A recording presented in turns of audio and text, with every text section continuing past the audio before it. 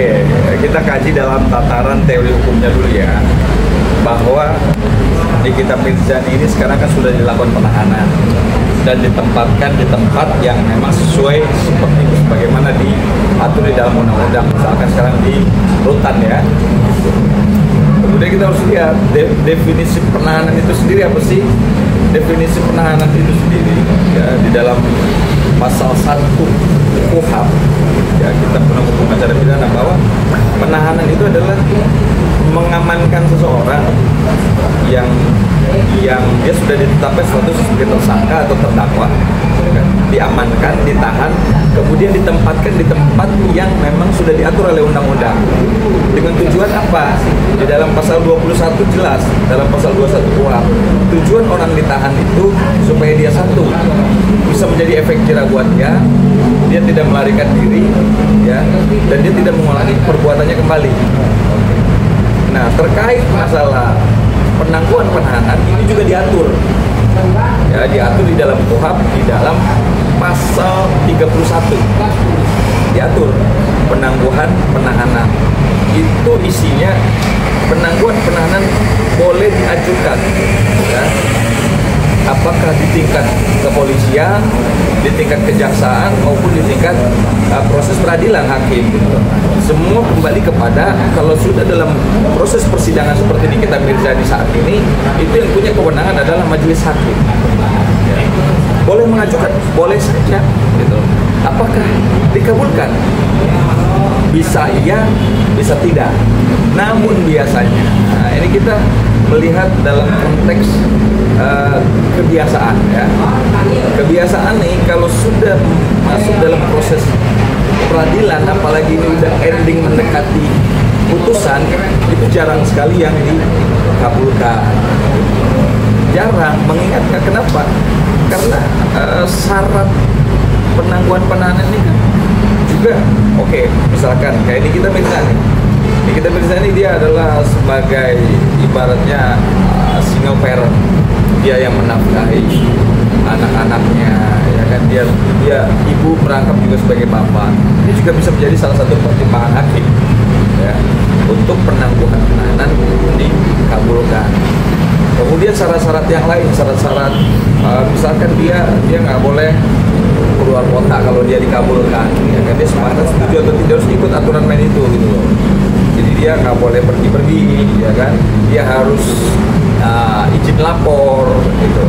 Nah, pertimbangan-pertimbangan inilah yang nanti akan menjadi dasar hakim untuk mengabulkan atau tidak dikabulkan. Kalau saya lihat dengan Nikita Mirzani adalah sebagai seorang petarung, sebagai ibu juga merangkap bapak, anak-anaknya juga masih kecil gitu. Harusnya ini bisa menjadi dasar hakim untuk dia mengabulkan penangguhan penahanan. Toh dia walaupun ditangguhkan, dia selama ini kan kooperatif nih. Ini juga bisa menjadi salah satu poin nih buat hakim mengabulkan penangguhan penahanan gitu. Jadi tapi balik lagi semua kembali kepada hakim. Biasanya hakim kalau sudah masuk dalam proses ending begini, udah mendekati vonis, biasanya jarang yang dikabulkan. Tapi case seperti ini pernah terjadi ya Pak? Bahwa memang di dalam peradilan mengajukan sama hakim itu dikabulkan? Oh iya, itu tadi pasal 31 KUHP itu. Jadi pasal 31 KUHP itu ya yang substansinya adalah terdakwa atau tersangka punya hak untuk mengajukan, apakah melalui kuasa hukumnya atau dia langsung secara prinsipal mengajukan kepada yang tadi penegak hukum. Kalau masih di tingkat kepolisian kepada polisi, kalau masih tingkat kejaksaan kepada kejaksaan. Kalau sudah masuk dalam proses persidangan seperti ini kita Mirzani sekarang, yang punya kewenangan adalah hakim. Oke, ini kan jadi, udah ending ini ya? hak. Oh, ini kita hak, ya. Hak daripada terdakwa. Tapi Bang ini kan seperti tadi bilang, ini kan sudah masuk ke tahap ending ya Pak? Ya. Dimana ya jarang sekali lah. Tapi dari sudut pandang Abang sendiri sebagai orang hukum ini, baik di akhir, di awal atau apapun, kalau Abang melihat rentetan sidang-sidang ini, kira-kira nih, terlepas dari mau ending ya Bang, pertimbangan hakim menurut Abang pantas kan untuk memang dikabulkan? harusnya dengan alasan-alasan, ya kan, dengan syarat-syarat yang sudah dipenuhi, harusnya tidak ada alasan hakim untuk tidak mengabulkan. Itu kalau pandangan saya, harusnya. Gitu. Toh selama dalam proses persidangan dari awal sampai sekarang dia cukup kooperatif kok. Gitu loh. Tidak ada tanda-tanda dia mau melarikan diri, gitu loh. Tidak ada arah-arah ke sana. Jadi kalau memang sekiranya syarat-syarat itu sudah dipenuhi oleh Nikita Mirzani ataupun ada yang menjamin juga ya, keluarganya menjamin bahwa dia tidak akan melarikan diri, gitu loh. Dia tidak akan menghilangkan barang bukti, apalagi sudah mendekati putusan begini. Biasanya sih jarang ya orang untuk mengajukan penangguhan penahanan, jarang. Banyaknya kan di level di tingkat kepolisian, gitu loh. Tetapi ya ini kan sesuatu yang memang faktanya jadi kita Mirzani karena ada alasan tertentu yang berkaitan dengan anak masih kecil ya itu hak dia untuk mengajukan penangguhan penahanan. Ya saya melihat kalau memang syaratnya semua sudah terpenuhi, harusnya, apalagi yang berkaitan tadi dia adalah sosok ibu sekaligus bapak yang mencari nafkah. Kalau dia nggak mencari nafkah, anaknya bisa kelaparan misalkan, ya itu harusnya bisa menjadi bahan pertimbangan hakim untuk mengabulkan permohonan penangguhan penahanan.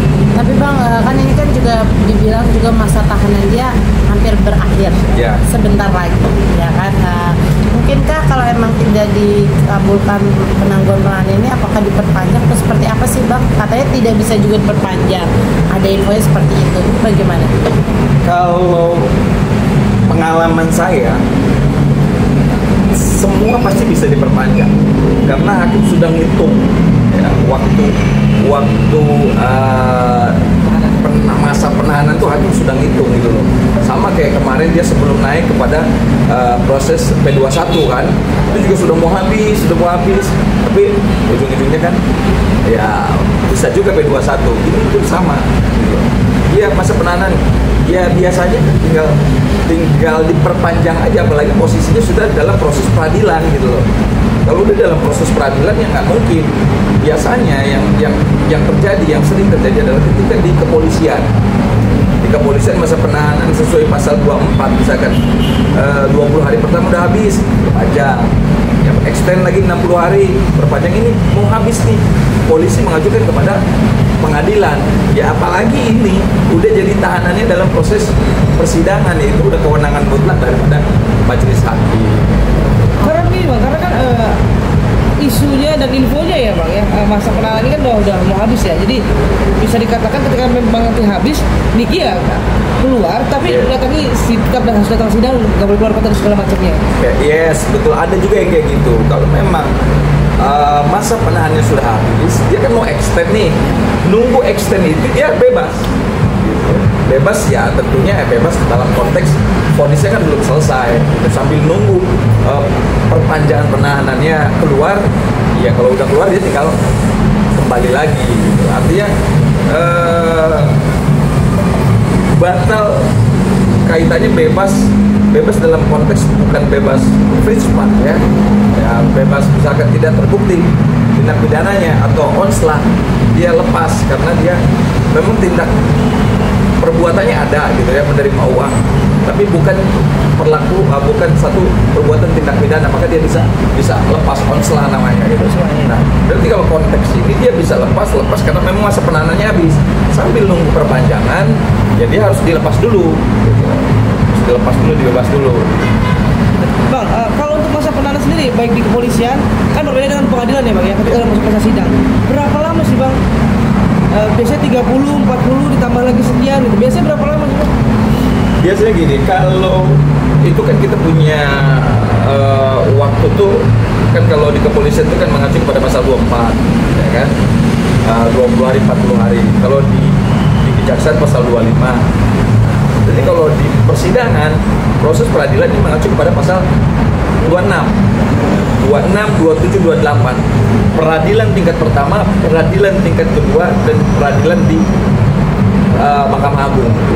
Nah itu waktunya ya sampai 400 hari lah ya. Jadi masih ada waktu itu. Memang rata-rata kalau proses pidana itu dia berpacu dengan waktu. Dia udah berapa bulan ini? Kita Mirzani. 7 kali 3 29 210 hari kan. Biasanya kalau tahap awal 200 hari gitu loh. Jadi kalau kita akumulasi itu nggak boleh lebih dari 400 hari ya. Tapi biasanya rata-rata 200 hari itu udah 200 hari, 210 udah vonis sudah selesai, udah menjadi terpidana.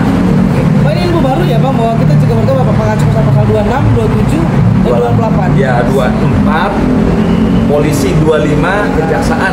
Dimulai dari 26, pasal 26, pasal 27, pasal 28. Oke, 400 hari ya Bang? Ya, betul, itu kurang lebih ya, hitungannya begitu.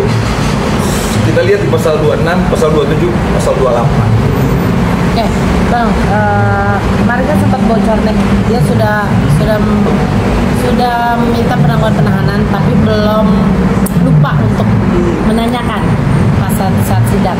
Tapi ternyata beberapa hari kemudian rekaman sudah bocor bahwasannya dia disetujui, tapi bukan dari pihak lawyer yang mengatakan, Bang. Itu seperti apa sih kalau kebocoran yang terjadi, kan dari hakim sendiri atau dari pihak PN atau lawyernya itu belum berbicara apa-apa gitu. Belum dikasih statement Bang? Iya, belum ada statement. Dari Kalau pihak pengadilan. iya, kalau penangguhan penahanan Kalau dari pihak pengacara, belum ada juga. terus yang mengatakan dia penangguhan penahanannya dikabulkan. Ya dari tim-tim, mas bukan tim sih ya, orang-orang yang mendukung. Ya kalau kita kan kita ini kan negara hukum ya kan.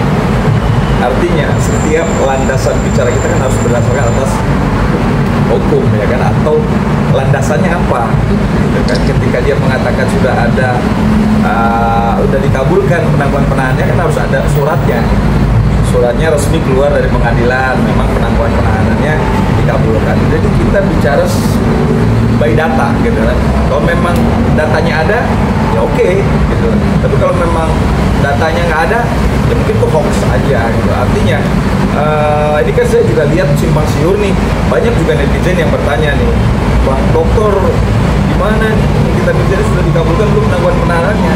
Memang saya lihat di YouTube banyak, ternyata kan itu video-video lama gitu. Jadi ini mungkin doa dan harapan daripada fans-fansnya Aminiki yang mudah-mudahan permohonan penangguhan penahanan ini dikabulkan. Sampai sejauh ini kita sebagai orang hukum, kalau kita belum melihat dasar penangguhan penahanan dikabulkan, suratnya belum ada, kita nggak bisa mengatakan udah dikabulkan penangguhan